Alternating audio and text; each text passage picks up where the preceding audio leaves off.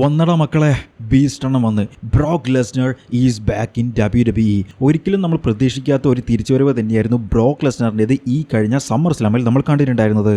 John Cena versus Cody Rhodes തമ്മിലുള്ള ഒരു രക്ഷയുമില്ലാത്ത കിഡിലൻ സ്ട്രീറ്റ് ഫൈറ്റ് സമ്മർ സ്ലാമിൽ നടന്നിട്ടുണ്ടായിരുന്നു.